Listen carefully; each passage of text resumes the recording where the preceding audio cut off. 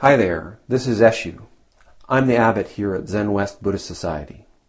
This Living Zen-podcast is just one of the many resources we've created at Zenwest to make Zen practice and training more available and accessible to people all over the world. Instructional videos, printable resources, and much, much more are also available on our website at www.zenwest.ca. If you're a regular listener, I'd love to hear from you. So please drop me an email at office@zenwest.ca and let me know who you are, how you got started, and what brought you to Zen. Everything we make available in person and online at Zenwest is only possible because of the support of our members and associates, people like you. If the efforts of our community are making a difference in your life, I'd like to invite you to show your support and take part in making it happen by becoming an associate or member of the Zenwest Sangha. You can do this by clicking the Join Us tab on our website at www.zenwest.ca. Thank you for your support, and thanks for listening. Continuing our investigation of the gateless barrier, Wumen Guan, Case 20, Songyuan's Person of Great Strength. Master Songyuan asked, "Why can't the person of great strength lift up a leg?" He also said, "It is not with the tongue that you speak." Wumen says, Songyuan certainly emptied his stomach and turned out his guts. However, there is no one who can acknowledge him. Yet even if someone could immediately acknowledge him, I would give him a painful blow with my staff if he came to me. Why? Look, if you want to know true gold, you must perceive it in the midst of fire. Wumen's verse. Lifting my leg, I kick the scented ocean upside down. Inclining my head, I look down upon the four jhana heavens. There is no place to put my complete body. Please add the final line here. Okay, 3 bells.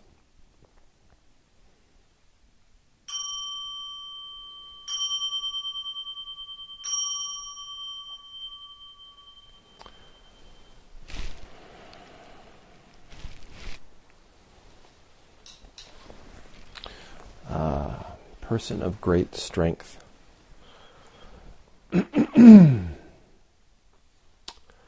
Songyuan was a teacher in the Linji, the Rinzai line, in about 1200. When he was at his peak, Wumen, who compiled the Wumen Guan, was in his early 20s, just a young beginner. In the 1200s in China, Zen was declining. It was on the rise in Japan, but in China it was declining. Master Songyuan was a renowned master, even in this state of decline.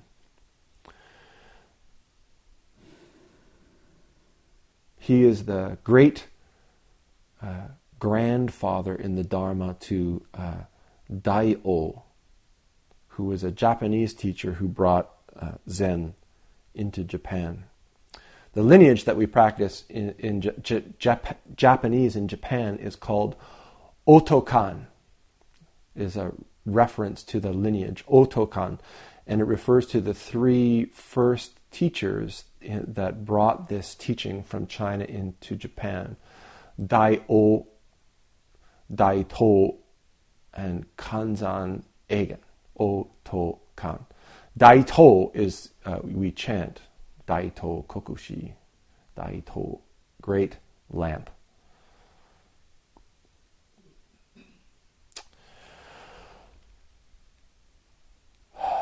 Master Songyuan asked, "Why can't the person of great strength lift up a leg?"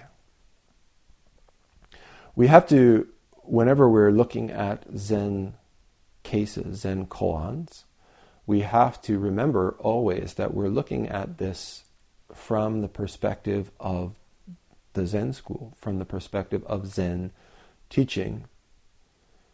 So when we're referring to something like the person of great strength, we have to understand that we're not just talking about somebody who's physically strong, although certainly it's implied. We're talking about a person. This term person, when we're coming from the Zen perspective, is a human being. Great strength refers to not just the physical body, but the mental, intellectual capacity, but most of all, this depth of heart, awakening, realization. So Master Songyuan asked, why can't the person of great strength lift up a leg? Why can't a person of great awakening lift up a leg? He also said, it is not with the tongue that you speak. We could also understand this as a question, this same questioning. Why is it that you cannot use your tongue to speak?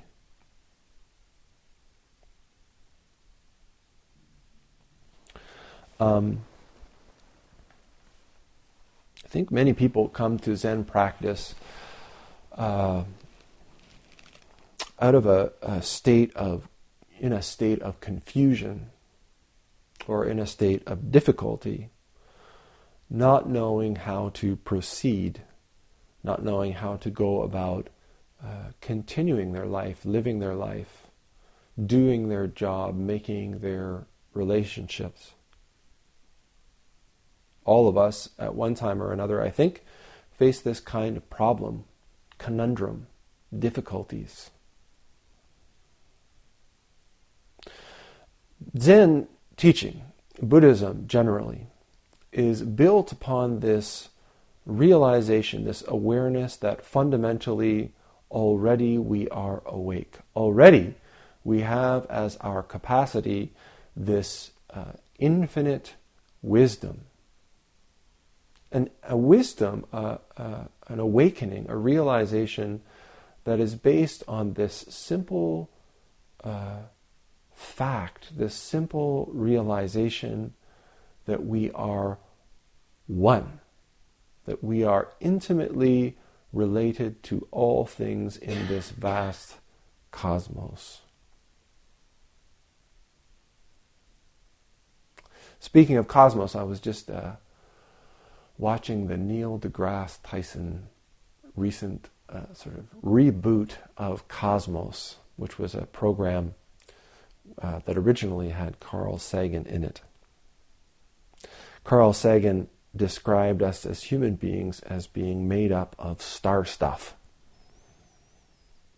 And I think that that's very much something that Buddhism and Zen affirms. Saying that we're made up of star stuff is no different than saying that how we manifest, what we are manifesting, is intimately connected, intimately related to all things in this vast cosmos. We are one with all things in this vast cosmos. But we develop these senses. Wonderful. We can see, we can explore this world around us with the various senses that we have. We make relationship, the cosmos learning about itself through a physical body. How wonderful. We know through our own exploration, our own life experiences, through Buddhist teachings, through the pursuit of science, that any body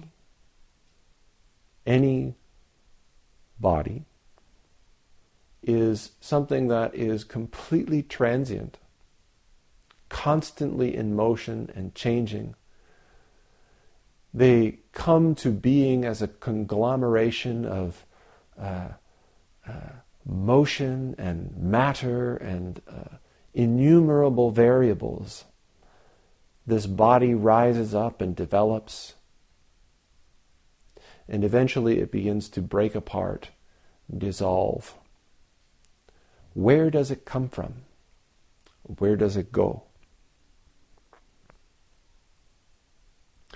At root, we are completely at one with this cosmos. This is the ground floor. So Buddhism isn't about adding something in. It's not about getting something that we don't have, finding some insight or some wisdom or some idea that we're not in possession of and grasping that. Buddhism comes from the perspective that already, where are we going to get this stuff from? If already we are intimately connected, already we're intimately one with this cosmos, how can we get something? How can we get if in the end this thing that we call a self just disintegrates back to the origin? How can we hold on to anything? So we come to practice and we find difficulty in life sometimes when we become confused. And our confusion a lot of the time is entirely based on this idea that we come up with, this belief that we want to hold on to, that somehow this meat bag is something that's real and lasting, permanent. When we divide the world up into inside, what's inside of this thing that I call me, and everything else that's outside of me. When we do this, we begin to judge, and we begin to evaluate, and we begin to discriminate things into things that are good and that are bad. And usually, if we really look at what we determine as good and bad, they're intimately connected with me, this idea of me. What's good is generally what's good for me and to me, and what's bad is generally what's bad for me and to my interests. And we can really get stuck and fixed on this idea. But essentially, we're always sort of divided when we fixate on the self, when we start to make judgments and decisions based on this idea of a self, because there's something deeper within us. There is an intimate connection within us that it's not a choice to be a part of this universe. It's not a choice to be intimately involved in the unfolding of the cosmos. There's nowhere else to go. There's nothing else to do. There's nothing else to be. So we go about this world thinking about right and wrong and what's the appropriate thing to do with our heads based on this subjective perspective of me. And we come into all kinds of circumstances. And when we look at circumstances a lot of the time, we are looking at them through this filter of me. What's right and wrong in this situation has to do with me. What's good and bad in this situation has to do with me. And me is a fantastic lawyer. We can go into lots of situations and make lots of things right if we just think about it differently. Even though, a lot of the time, if we just make ourselves still, come down into our body, we can feel a different right. I use the term, instead of right and wrong, in a lot of the liturgy in Zenwest, you'll find the words harmonious, discordant. Because this is, in a lot of ways, how I have experienced it.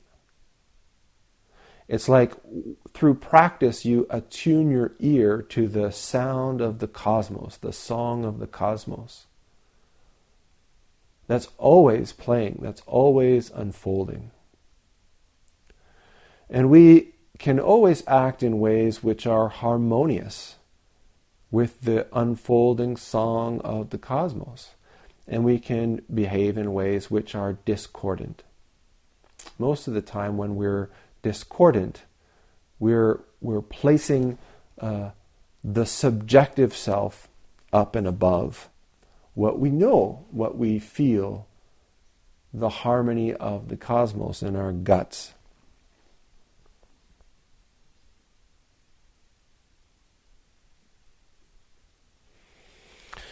Songyuan asked, why can't the person of great strength lift up a leg? And this is one of the real challenges of Zen practice, because when we come to Zen practice, a lot of the time, we come with an agenda. And we want things for our practice. We want it to do this for us, and we want it to do that for us, and we want to make it, to make us a more effective employee, or a better father, or a whatever. We have all of these agendas. But for the most part, when we come to practice, we come with the agenda of the small mind, of the I am. And it's sometimes very difficult to recognize that as we come to practice, what we do is we adjust the balance of the volume of the sound in our lives. We begin to attune our ears to the song of the cosmos rather than the song of the self. We don't become deaf to the song of the self, certainly. We'll always need to eat. We'll always need a place to rest our heads. We'll always have concerns of the body.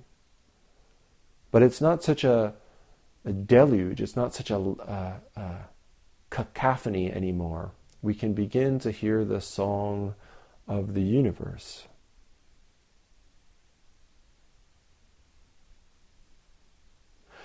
One of the things that when I practice with people is often a challenge is that when people really engage in Dharma practice, all of the ideas about what they wanted practice to do for them, or how they wanted practice to change their lives, get upended, and practice starts to manifest in spite of what you want it to do.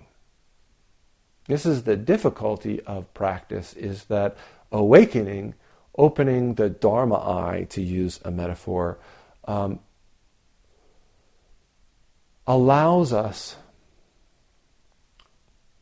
is a nice word, reveals to us things as they are. And things as they are often very different than things as we want them to be. One of the aspects of practice that I think many of you are familiar with, or are certainly becoming familiar with, is that the Dharma eye, what we see with our Dharma eye, with this vision that arises through practice, is very difficult, if not impossible, to unsee.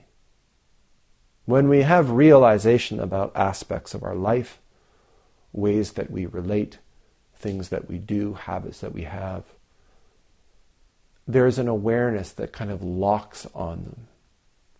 And as we continue our practice, they don't go away. They just get louder. And what we realize is that these activities, these behaviors, these choices are discordant.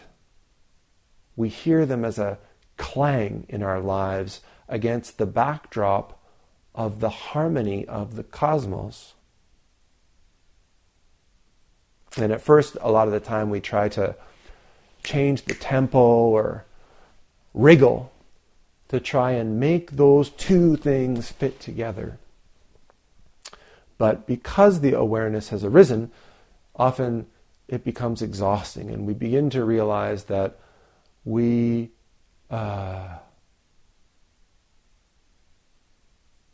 can't avoid it.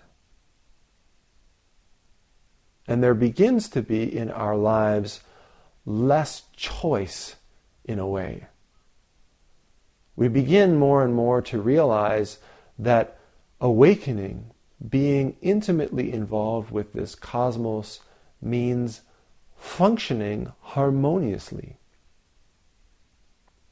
We realize that our suffering, we realize that our struggles and all the energy that we put into our lives arise from trying to force this melody of self onto a much bigger soundscape, the cosmic soundscape.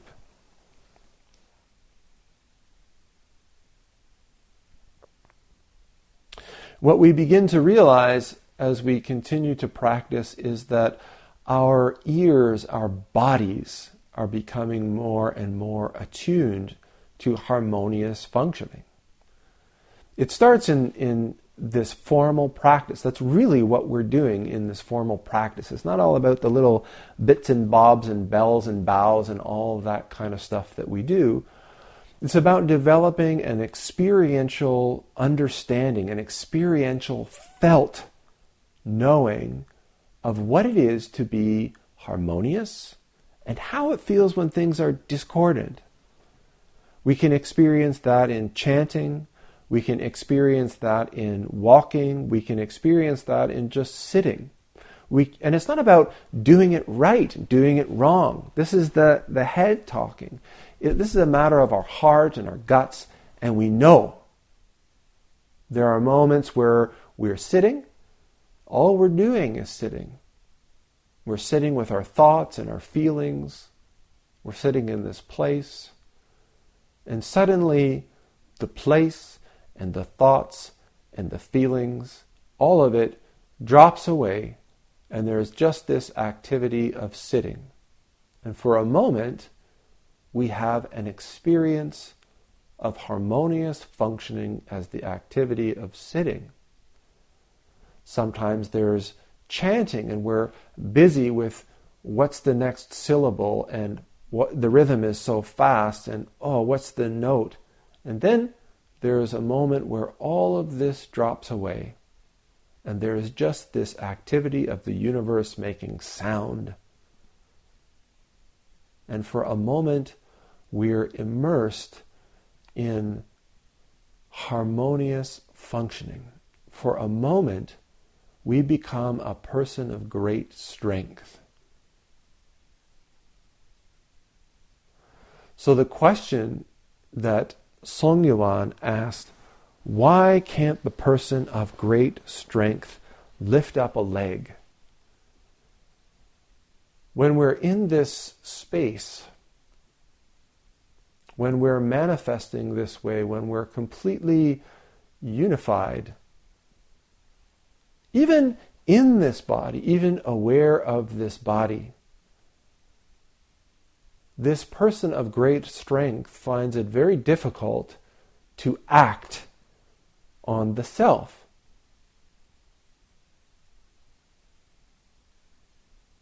If you speak to anybody who is trained or experienced in any kind of art form or practice, music is a great one. Talking about music a lot today, so we have this experience of being intimately immersed in music. I can't even say making music, because that's, there's a separation between the maker and the made. But we are immersed in music, and then the music maker raises a hand, and we think, oh, this is really good. And already it's become less good. We've separated from it. The person of great strength has disappeared. This person of great strength has the strength of the unified cosmos. He also said, it is not with the tongue that you speak. This is particularly relevant to our priests in this Zen West. When we get up and give a Dharma talk, this is really the challenge, is to speak without your tongue. How can you manifest this person of great strength and speak without the tongue?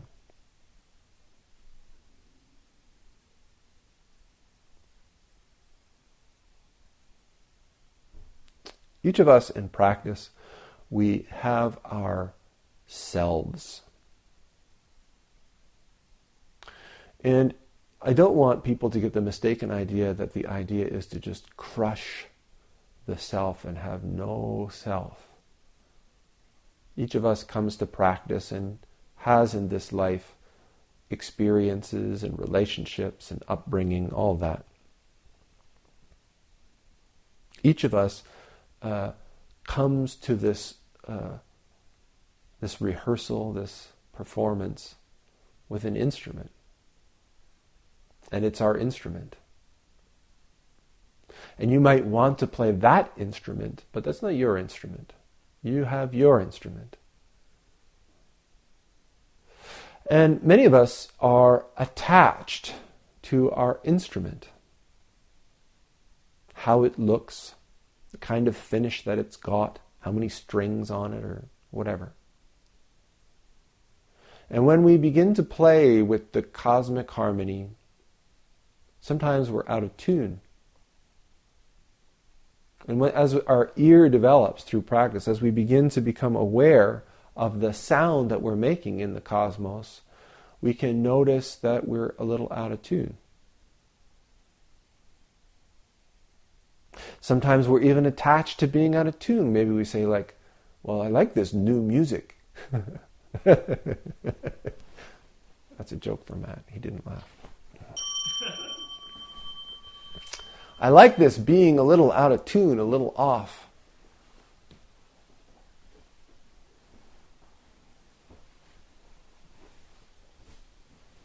But as we practice more and more, we find that maintaining that attachment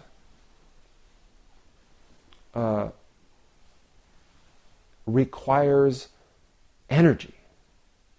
We have to really hang on, because this cosmic melody wants to absorb us. It wants to receive us. The more we hang on, the more we suffer. But it doesn't mean give up the instrument. Come to know your instrument. Clarify how it plays. Clarify how it contributes, how it supports and upholds, and brings out the fullness of the cosmic melody, the cosmic harmony. Songyuan certainly emptied his stomach and turned out his guts. This is Wumen again. I don't know if everyone remembers him talking about another teacher and his little bit of clam Zen, where he opens up a little bit and exposes the whole package, guts and all, liver and spleen. And here he is saying this about Songyuan again. Songyuan is exposing the whole family treasury here. This is the whole thing. Why can't the person of great strength lift up a leg?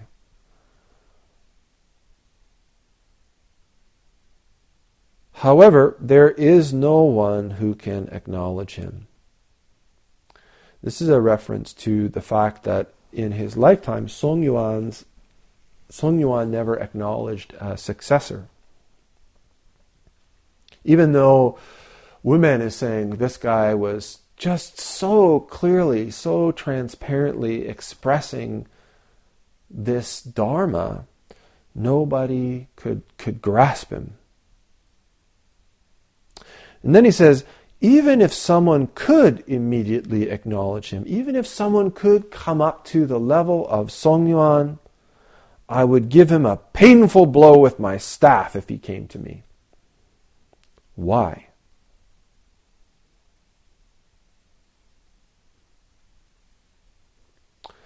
Always when we're looking at practice, it's human nature to be looking for the end point.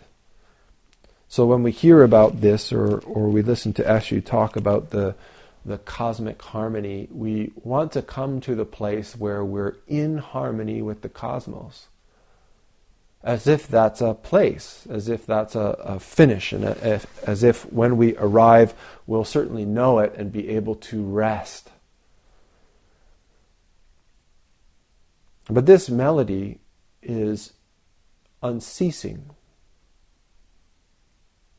The activity of manifesting harmoniously is not something that you can just do. It's something that we actively have to be participating in all of the time. There's no end. There's no rest. There's no settling point or pool to eddy in. It's a constant manifestation. The world keeps going. The universe keeps expanding, and we're unified with that. We keep changing, developing, realizing, deepening, harmonizing. The music changes, and we must change with it to stay in harmony. There's no rest. So Wumen is saying, even if somebody came and said, "Ha ha, I've got what Songyuan was pointing to," ha! You're not done! It's like the person who in an orchestra, the harmony comes together and that person stands up and goes, "Yeah! Oh, dude, get back with the music!"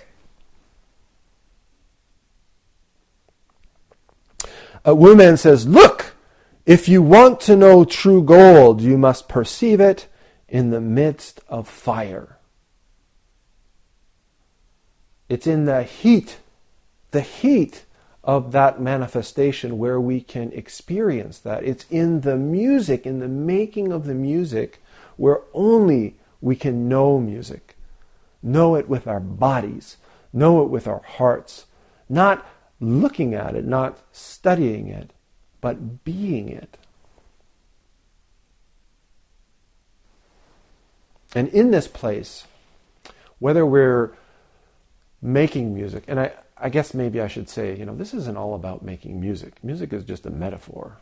This is how we live our lives. Are you making music with your lives? When you're making relationship with the person that you love, is it harmonious functioning? When you're engaged in your work with your employer, is it a harmonious functioning? Are you living out of your guts, or are you living out of your head? Lifting my leg, I kicked the scented ocean upside down, says Wumen. Wumen's verse. Lifting my leg, I kicked the scented ocean upside down. This is just a reference to Buddhist cosmology. It kind of reminds me of Discworld. You know Discworld? So the Discworld is like the world is on the back of a, what is it? Is it a turtle? Yeah, right. So in Buddhist cosmology, sort of everything is floating in this scented ocean, which is the repository of all seed consciousness. And so he's saying, Wumen is saying, as this man of great strength, when I act, the whole thing is upset. This is an important realization. We think of ourselves as small, insignificant a lot of the times. And from one perspective, certainly if you watch Cosmos with Neil deGrasse Tyson, totally insignificant. I think humans are like, I don't know if you've all seen it, but he says, in the grand scheme of our universe as we know it, if it were laid out over the course of the year, like humans are, the last half second of December 31st. We're just so tiny. But from another perspective, when I lift my hand into the air, this whole universe is forever changed. It can never be the same again. It's irreparably changed. When we act in the world, we act in a way that changes the whole universe. And this isn't just like, oh, that's a cool way to think about it. This is absolutely true. Our actions are not insignificant. And when we act harmoniously, when we act with awareness of who we are, not just the skin bag self, but when we act recognizing that we are one, we are a manifestation of the cosmos. Lifting my leg, I kick the scented ocean upside down. Inclining my head, I look down upon the 4 jhana heavens. And this is, again, Buddhist cosmology, the sort of highest realms, above all, the jhana heavens. But when we recognize, embody this person of great strength, this cosmic self, then we got to look down to see the jhana heavens. And this is also what he means when he says, there is no place to put my complete body. When we recognize ourselves as this complete universe, well then where can you sit? There's nothing outside. There's nowhere to go. There's nothing to do. Already everything is being done in this cosmic body. And perhaps the most important line of this verse says, please add the final line here. I think the literal translation of the Chinese is one more line. And this is not saying finish my poem, unless we understand his poem as the cosmic poem, the cosmic song. This is an invitation, a challenge, a statement of expectation coming from women hundreds of years ago to you today. This is not a dead tradition that died with Songyuan. This is a living challenge. This is not a truth that began or ended with the Buddha or Rinzai or Songyuan or women. This is the unfolding song of the cosmos that began before beginnings and extends to an unforeseeable future. And you have this life of this body. And with it, you can write a line. You can live a line. You can carry the song forward. It's not something to do with your head. It's not something that you can do by obsessing and fixating the self. It's only something that you can do by realizing, immersing, and manifesting as this person of great strength.